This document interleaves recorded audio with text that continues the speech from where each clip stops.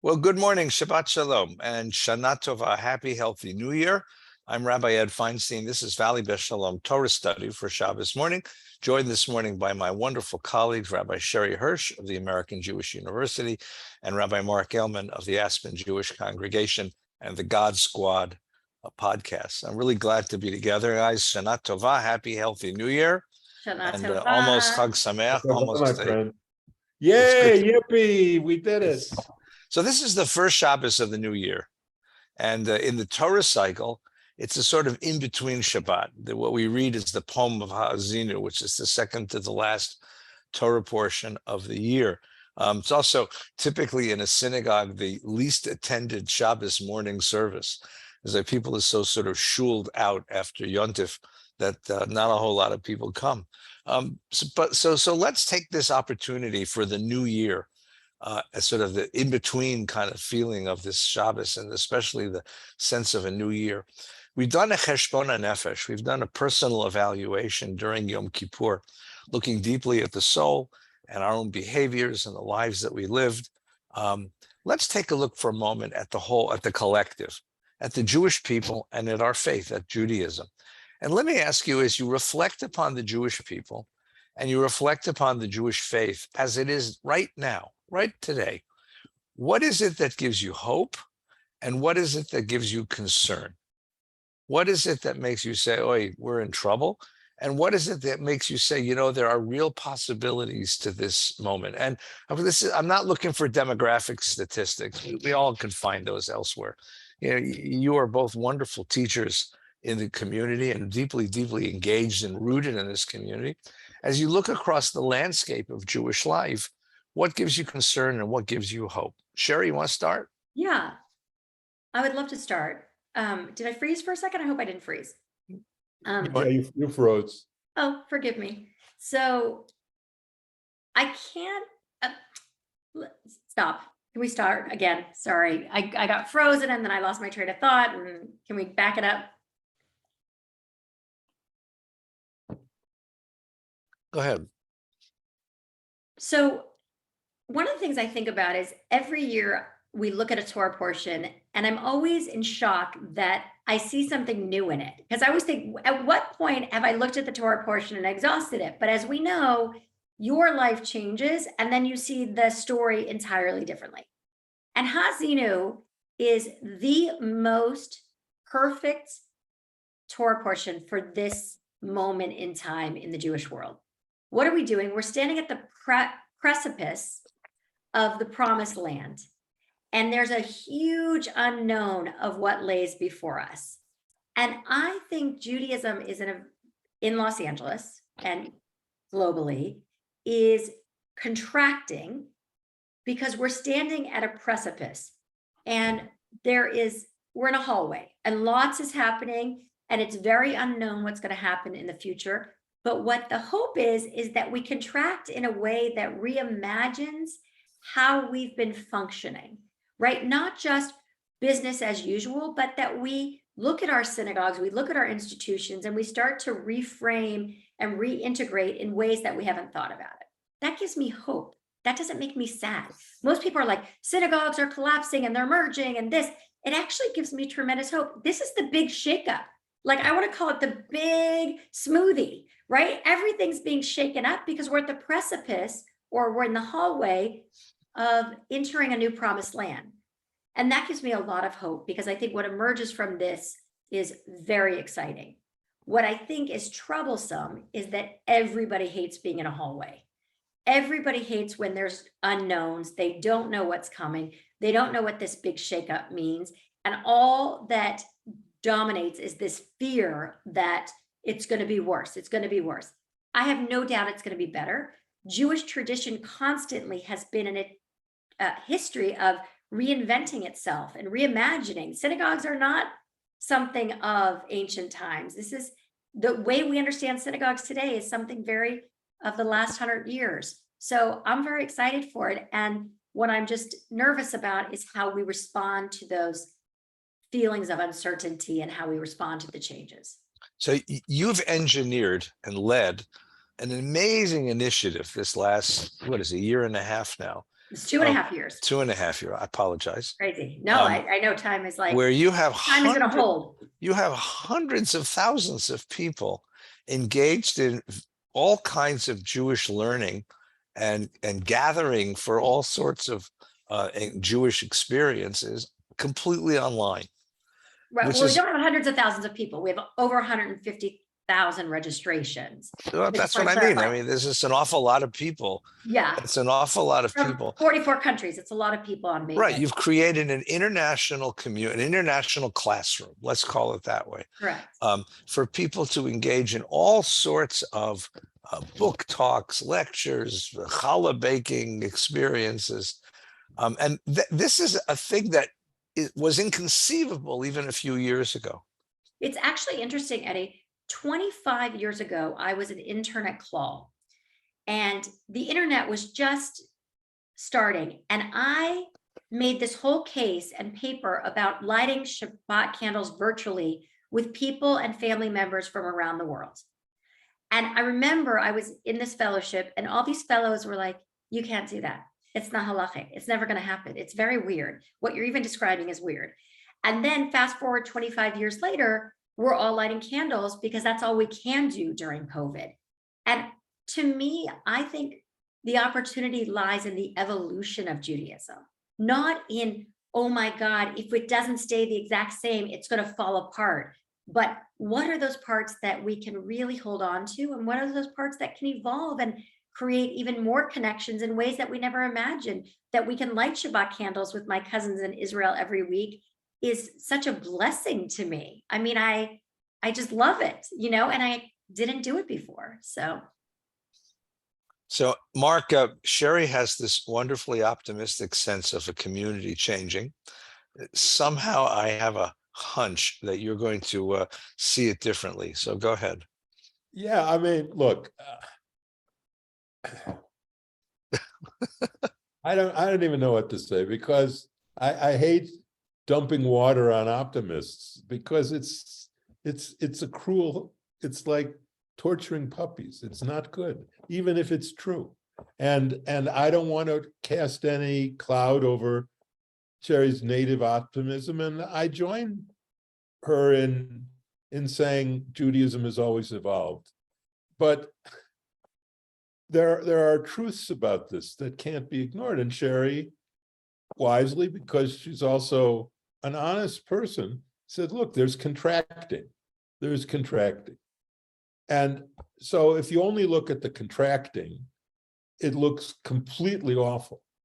I mean, I live in a community in Boca Raton where just about it's certainly 70% Jewish. And in all the Jewish homes, virtually all of them were synagogue founders up north, wherever they were.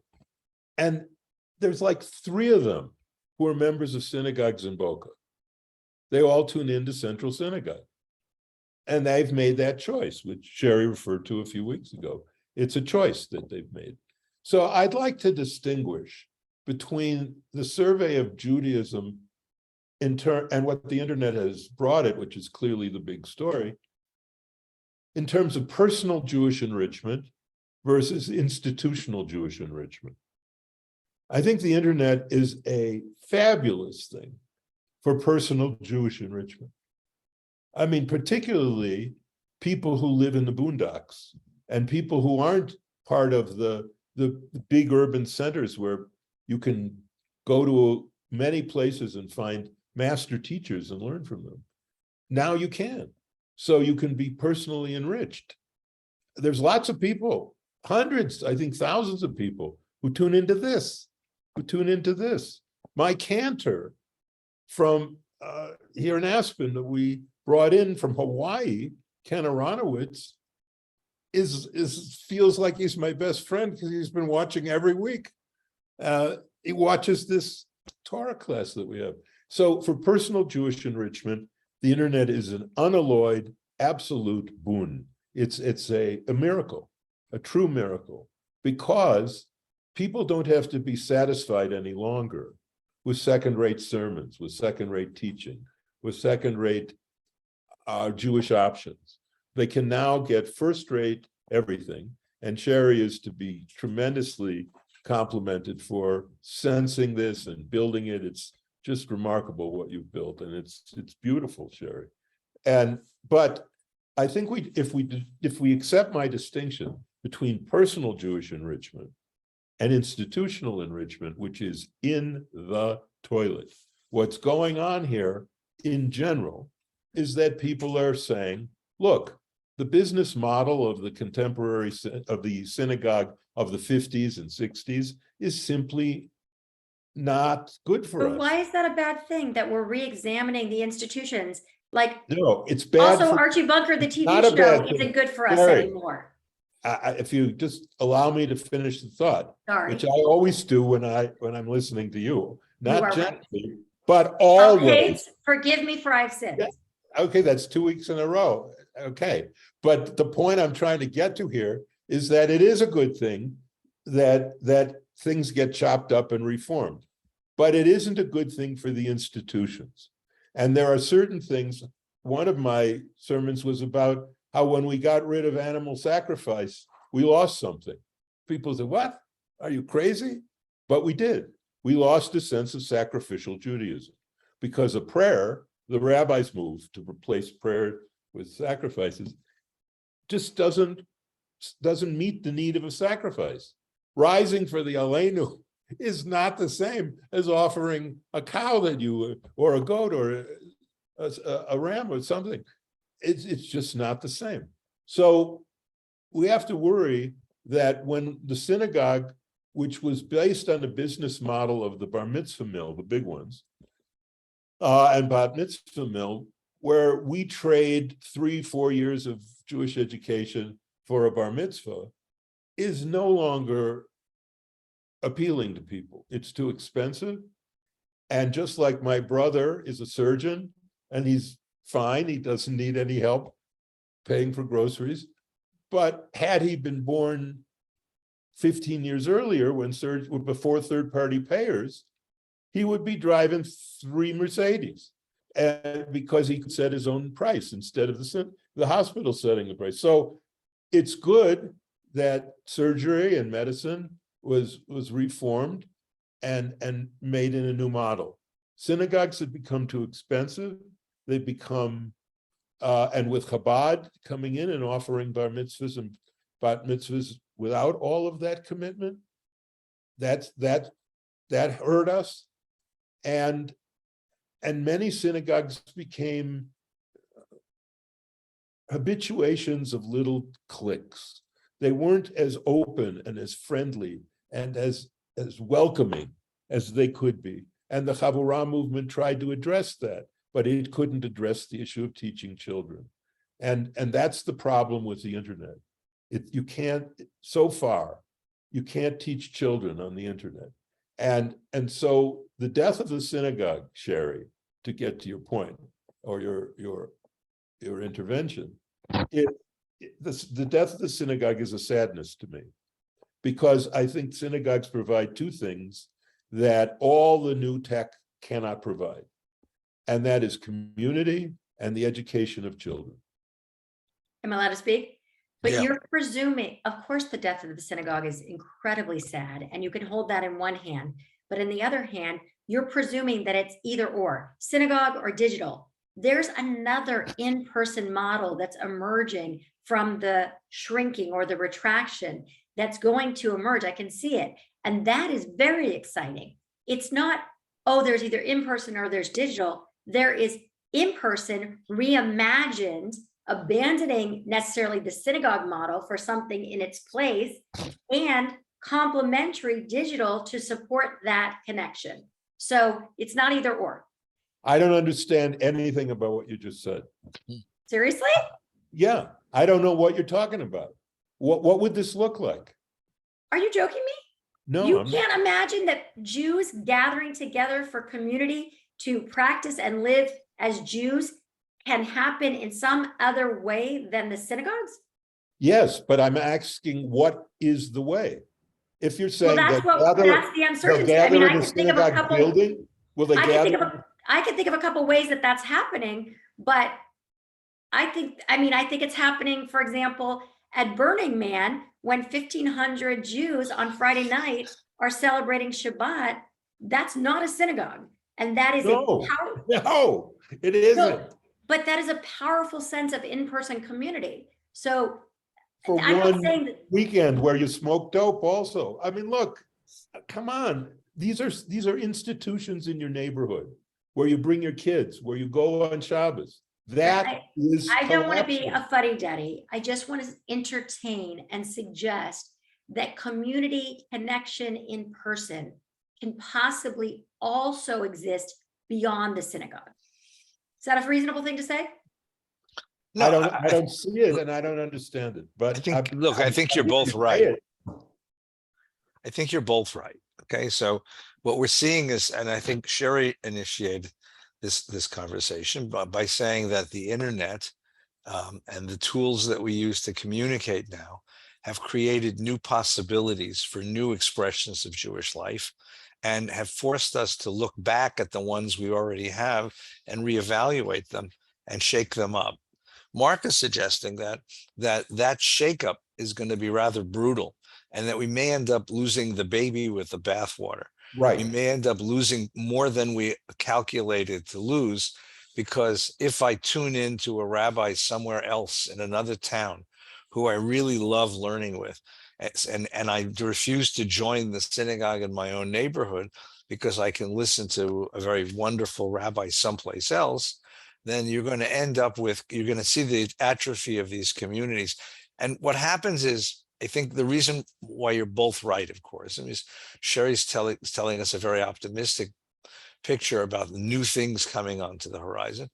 Mark's question, I think, is equally wonderful, which is equally incisive, rather, which is, you know, institutions are hard to build and they're hard to maintain. And when they die, they're really hard to resurrect. And it isn't until they die that we realize the full range of what they did for us. It isn't until they go that we realize that we needed them in lots and lots of ways we didn't think of before. And this is what happens in the community in general when institutions begin to atrophy, to fall apart. And I think that that's a very, very incisive, very important observation. And they're both right. I mean, this is the best of times and the worst of times. Yeah, and we can be incredibly sad about this change and also hopeful about what it can bring about, right? We can have both of those experiences. Right. Well, right. The first thing depends is on what it brings about. I mean, I published in Moment years ago a debate with Larry Hoffman on the Chavurot, and Harold is the key figure in this. And he had this idea, the Chavurah, because the big impersonal synagogue needs to be blown up and broken down into more manageable pieces. Of course, his idea was great because it was manageable pieces, all fitting into the mothership. Right. But the Chavurot, as they emerged, was a bunch of yuppies who gathered together and had no interest or desire to teach their children. They were just there to daven and, do whatever else. And that was the Chavurot. There's a few left, but basically they failed because they failed the fundamental test of a synagogue. We make Jews here. Burning Man doesn't make Jews. Going there and being together and saying, hey, this is cool. Well, that doesn't make Jews. That is so not true, Mark. You need a school to make Jews. You don't need a pile of wood burning to make Jews. That is so not true. I know many people that have gone to Burning Man, many.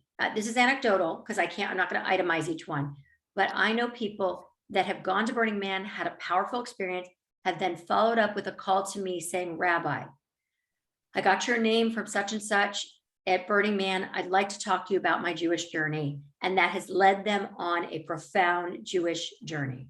And I know people like that. It's not one. It's not. Sherry, I believe you, but you're betting on the wrong horse. I don't know. I think that, Mark, I think your observation was very right. I think that what we're seeing in the community right now is an expansion of personal Judaism. and remarkable. And Sherry is one of the engineers of this. Absolutely. More people are learning Judaism.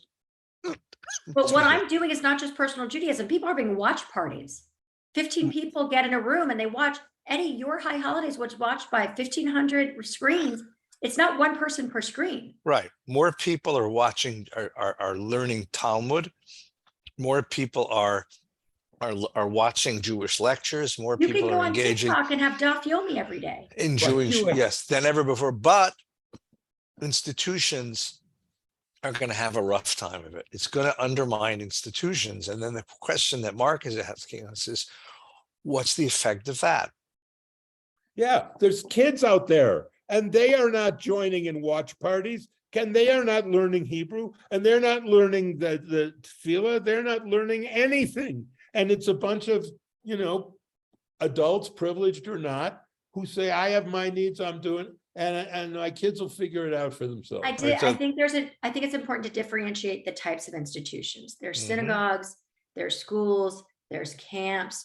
Different institution camps are thriving. Camps are thriving. Birthright has sent 650,000 Jewish kids to Israel. So what we're talking about is really synagogues. We're not talking about camps. Day schools Birthright are is the highest application rates that they've ever had. Birthright is a perfect case. Birthright is a perfect case. Undoubtedly the most successful Jewish experiment of our lifetimes. And hundreds of thousands of people going. And they've done studies now, because it's been so many years, of Jewish practice before Birthright and Jewish practice after Birthright. Nothing changed. For most of them, nothing changed. Their practice didn't change. It was a nice free trip. That some enjoyed it, some had political issues with Israel, which is a whole other problem we have to face now. The greatest direction, the greatest pull apart since the Holocaust that is threatening our people and our faith, and that is the orientation toward Israel is collapsing among younger Jews. Of course, there's many young Zionists, but many young Jews have been alienated from Israel for a variety of good and bad reasons, which we don't need to go into. But my point is that the schools don't stand on their own share. They stand inside synagogues. That's where the Beth Midrash is. That's where people send them to, unless there's an independent Jewish school, which I went to. And there's some Jews who send them to that, and particularly day schools, which are wonderful. But they are only educating a minority of Jews. But your structure, what you're saying is, here was the structure, and in order for it to move forward, it has to stay that structure. And what I'm saying is, it has to teach children, and it can't be covered by this notion of the new, the exciting, the new, the exciting. I'm a big fan of the old and the tried and the true. And the old tried and true is you go to shul, you learn some stuff, and it carries you through marriage and your life. And then you send your kids and they do it. And now, am I a fan of the bourgeois excess that crept into our model? No. I was the beneficiary of, but I'm not the fan of, explosion of rabbinic salaries and all of that, which people have to pay for and make being Jewish an expensive thing. I'm not in favor of that. So changing models is something I'm open to, but I'm not open to ideology, which it's good to change. We've always changed. Yeah, fine. Tell me what you're proposing to change. And then I'll think about it. I'll look at it. When my friends, all of whom were fond of the Chavorot, said, this is it, Mark, this is it. I said, well, teach some kids and I'll believe you. And they didn't teach kids. All right, Sherry, you get the last word on this topic. Then we're going to move. And then we'll go on. I just want to say, if everybody thought, okay, we can only move forward once we have a new thing entirely in place and it makes perfect sense and it's going to work, and that's the way we'll move forward, we would never have any of the daily innovation that we have in our life. Most of the innovation happens because we try something, we throw it against the wall, we say this works, but that doesn't work, and then we pivot, and then we pivot back. That is how you don't innovate, by saying, here, I promise you, everything's going to work. Here's the next iteration, and here's how it's going to go. And what you're saying, Mark, is I don't feel comfortable moving forward unless you have all of that structures ready to go and in place. And I'm saying to you, Okay. that's how it works. So look, Wait, Mark, here's the deal. I'm saying, Sherry, listen, I love you. I'm saying what I'm saying. I am not ever saying what you said I'm saying. Okay. Let's just leave it at I that. apologize. Okay, And I okay. didn't No, mean to no. put words in your mouth. All right, I want to move, if it's okay, guys. Please. I think we've covered, I think that your observations about the Jewish people at this moment are really cogent, really important. I want to change focus for a moment and talk about Judaism, a faith, a culture, and not the institutions and not the functioning of the people, but rather the culture and faith, its ideas. Tell me one interesting Jewish idea that's coming to the Jewish people that's going to reorganize and reshape the way that we think about Judaism. I mean, the greatest Jewish idea of the 20th century was Zionism, without a doubt. The idea that we could return to our land, build a state, and enjoy, all of the benefits and some of the detriments of living in a state. But that was the most powerful Jewish idea of the 20th century. The most powerful Jewish idea of the 19th century, I would say, is enlightenment, that we could leave the ghetto and join the larger community and still maintain our identity as Jews. What do you think is the most interesting idea that will characterize the 21st century? Go ahead, Mark, you start. Yeah, I think there's two ideas. All right, it's a coincidence. They're my two main ideas. Okay, so that's just a coincidence. But these are the two biggies: life after death and God. I think for too long, people, and when I was at Hebrew Union College, I would working in the library, and we would get all the sermons, all the temple bulletins. And in the old days, they would list the rabbi's sermons. And I did a survey of every rabbi's sermon in America for a while, because I was that way. And I cataloged them. Almost none of them talked about God. Almost none of them talked about God. And I think Chabad has been a good influence on this, but I think largely because when people gather for Kabbalah or small groups, I think there tends to be a heightened spirituality, a heightened connection to God. And I think people say, yeah, I needed that. I needed to go to a place where they talk about God. I can go to a lot of places where they talk about politics. I can go to a lot of places and read a lot of things where they talk about social issues. And some social issues, I think the 60s were good and bad in this. They brought issues in that needed to be addressed: racism, discrimination, and other things, women's rights. But the fact is, it became a secular synagogue. So I think God has returned and will return to the center place as it did in the menorah. The centerpiece is God. That's the Ner Tamid. And the second is, Plato thought that the fear of death was the reason for all of philosophy. And I join old Plato in saying it's the reason for religion too. People's fear of death and the death of those they love and their own death. And I think the fact that I can count on one hand of the hundreds of rabbis I know and follow and read about, the ones who have ever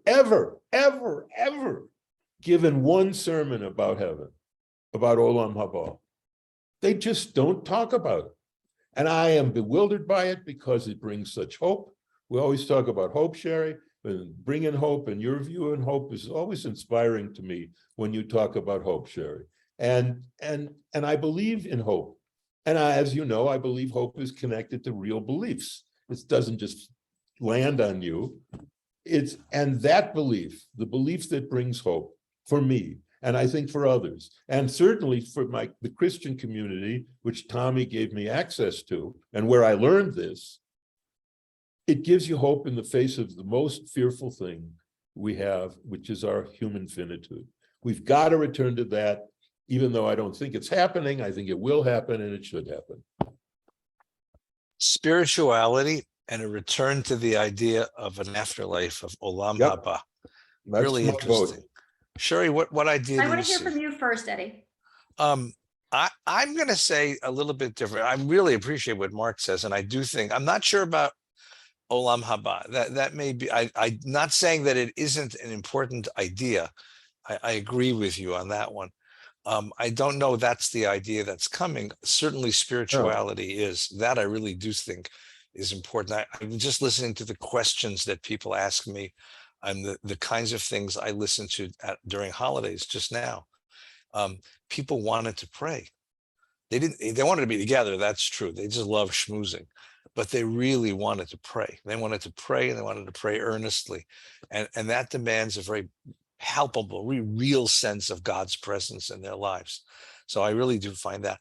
I think I would say this, this is going to sound a little strange. I think the idea of multiple identities, this postmodern idea of multiple identities. I'm looking at all of the people in my community, some who have converted to Judaism, some who have not, who come from all kinds of interesting places, all kinds of interesting backgrounds, and become Jewish or practice Judaism with us.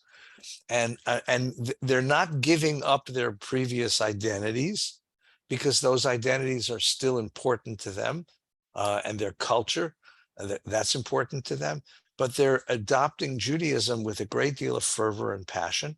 And what's wonderful when that happens, and it's always happened in our history, you can see it now, is that the identities begin to meld, and they bring to us forms of life and ideas and ways of thinking that were not part of us before. We learn from people who come in with new ideas. And I'm just watching this happen, and it's been so interesting to me. I have a number of people in the synagogue who come from Asian families. And there's a whole way of thinking about the world in a Japanese family or a Chinese family and a Buddhist family that then comes to bear on a Jewish experience. These people are passionately Jewish, no question.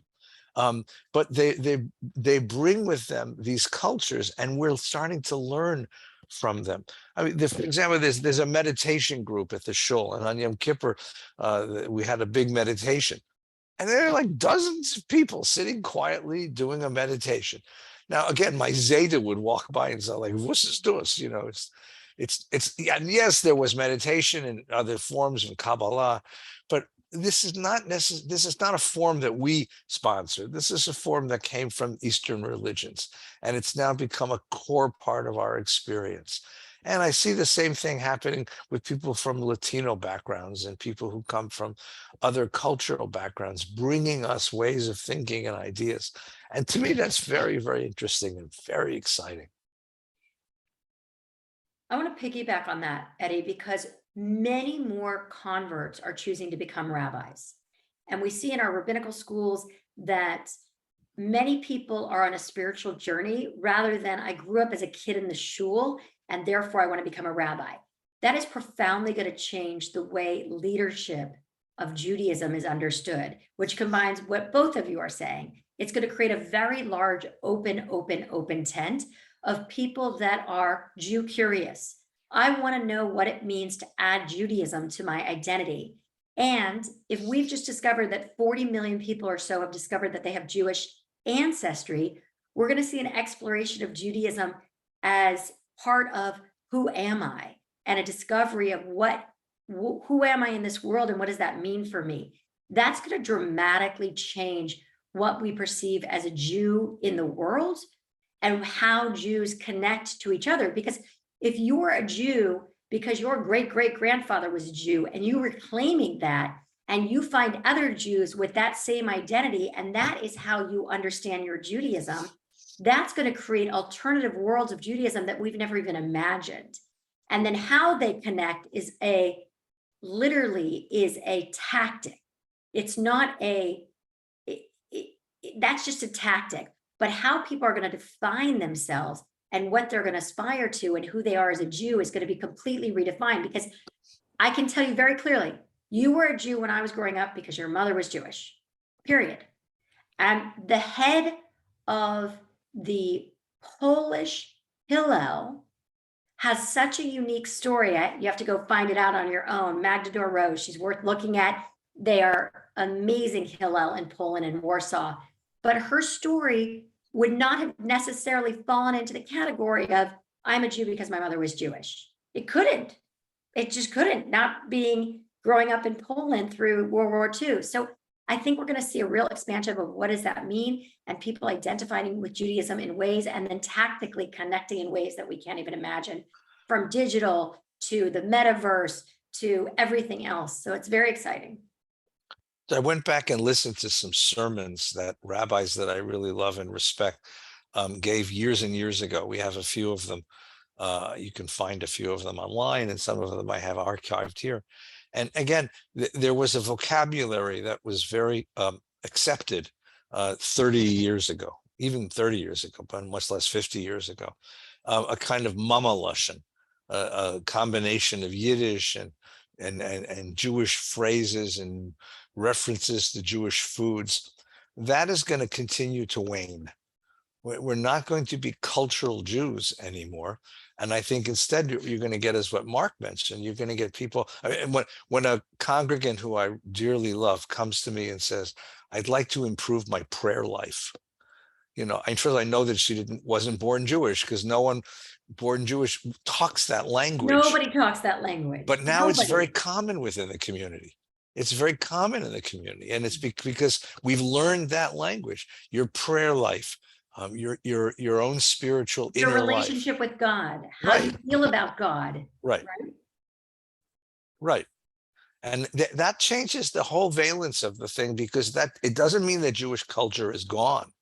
It means that Jewish culture now takes on the role it was supposed to have.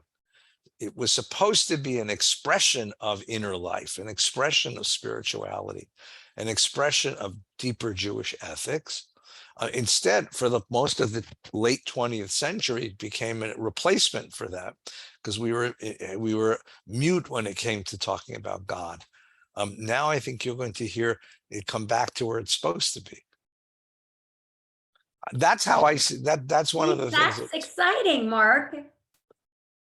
Which that Eddie just said it, that all of it's exciting. Well, it's exciting to see change, and I endorse that, and I like change, but it's also foolish to endorse change for change's sake, because sometimes change brings the destruction of old, tried and true values, and the elimination of God is one of those examples. I was thinking, as Eddie was talking about the Second Avenue, the theaters, the Yiddish theaters, with the sign out front, Shakespeare translated and improved. Yeah, for Verteidigst for Bessert. For Verteidigst for Bessert, right. Yeah.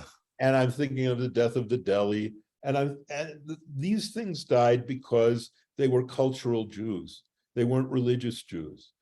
I mean, the Jewish Labor Bund was founded on Yom Kippur to say, stick it to you. And so I think the death of that cultural Judaism is a good thing. But the problem is that the only definition of spiritual Judaism up until the 60s, when it got all mixed up with a lot of stuff, was the early Reform.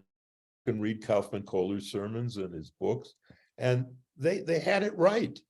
They had it right. It was a God-centered Judaism. But what they got wrong was they were complete assimilationists. They just wanted to disappear into America, and they got their wish. We disappeared into America, and so that was change. That was change, but it wasn't a change that produced more Jews. So I'm in favor, pretty much what the Lubavitcher Rebbe said once: the more, the more. I'm in favor of whatever Jewish stuff you're doing. I'm in favor of it, as long as it produces Jews. If you're doing Jewish stuff that doesn't produce Jews, I have the right to say, hey, look, good try, it didn't work. And I think in that we're all in agreement. I would disagree with just one thing you said, Mark. The mistake that Kaufman Kohler and his colleagues made wasn't the assimilationism. The mistake that they made was that they were totally cerebral. They only brought their heads. They didn't bring their hearts. Because I have lots and lots of friends who grew up in the Reform movement and can quote that stuff, can quote the Union hymnal by heart. And what was missing was heart, was neshama. And again, one of the interesting things that I see on the horizon for Jewish life, which gives me hope, is this great revival of Jewish music, that there are young musicians all over the place, and that congregations are now investing. Ours just did. We just brought this brilliant young cantor to join us, because they realize that speaking to the heart demands music, it demands art, it demands a whole different sensibility. And if you're going to talk God with people, it's fine to do it theologically and cerebrally. You and I are really good at that, Mark. But you and I know too that for most people, the presence of God is an emotional experience, not a cerebral experience, right? We have these experiences, these No, I moments think in that's life. a fair point. That's a fair point, and I'm not urging a return to the 1880s. Yeah. But Oh, what I'm thank God. saying is that they had a notion of Judaism as a religion. That's right. That was really wondrous. Yes. And it was healthy, and it was prophetic, and it had a lot of good stuff in it. And it just got wiped out by the massive change that happened with the immigration of Eastern European Jews. Fiddler on the Roof. It got wiped out by Fiddler on the. You're right. By the whole cultural Jewish expression. Sherry, And what were you going to say? In a vote between Kaufman Kohler and Fiddler on the Roof, with all his flaws, I'm picking Kaufman Kohler. You pick Kaufman. Okay. Well, I was going to pick a bone with something else that Mark said. I thought we were going to pick a bone with the same thing, but you said no. What I heard you say, Right, is that what I heard you say is that if it makes Jews and I deem that, then I deem it successful. But where is the scale for determining what makes a Jew successful and what's a successful Jew, and who is the arbiter of that is what I'm interested in. Okay, well, I'm not interested in casting anyone out into cherem. I'm simply saying, if Judaism matters to you, it's pretty clear. You talk about it, you act on it. So there's several clear metrics. Are you doing Jewish stuff? Do you have Jewish things in your home? Do you read Jewish books? Do you affiliate with Jewish organizations? Do you identify with Jewish people? Do you believe in Judaism? There's so many different metrics, but I'm not a judgmental guy. I am a guy who's an observer. All I'm doing is saying, here's what I see. And I'd like you to succeed in everything you do that tries to make more Jews. And if that's what you're doing, I'm in favor of it. Mhm. Would you consider the metrics also might change? I think it's the one thing I feel sure about is that all three of us, when we meet someone for whom Judaism is a real deal, we know it. I trust your judgment, Sherry. I trust yours, Eddie. If you meet someone who says, But I'm not the judge. neither am I. I'm just saying, do you think this, is this a real, is this person the real deal? And you can tell. And I think it's beautiful.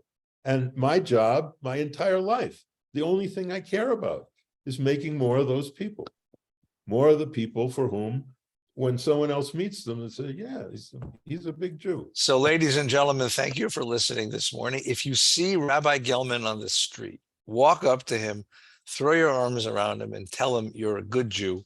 I was going to say, you're a Jew. He'll so appreciate it. He'll appreciate that. Thank you to Sherry. Thank you to Mark. I think it's an interesting conversation for you, all of you, to have with your families and people close to you. What gives you hope? What gives you concern? And what ideas on the horizon seem to be reshaping Jewish life for the next generation? These are really interesting conversations. We're going to commence next week. We'll talk about Shabbos and Sukkot and Simchas Torah, which is what we're going to be celebrating this coming week.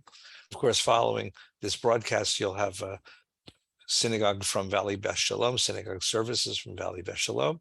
And if you look online, I've been doing this the last couple of days. It's really a joy. This is one of the gifts, Mark, of the new era. There are dozens and dozens of wonderful sermons and services to watch online. You can go back, and it's like crawling through a dozen different wonderful synagogues, and doing it on the few days afterwards, and listen to the rabbis of this community talk and share their learning. It's really a wonderful gift. So thank you for being with us. We wish everybody a really good Shabbos.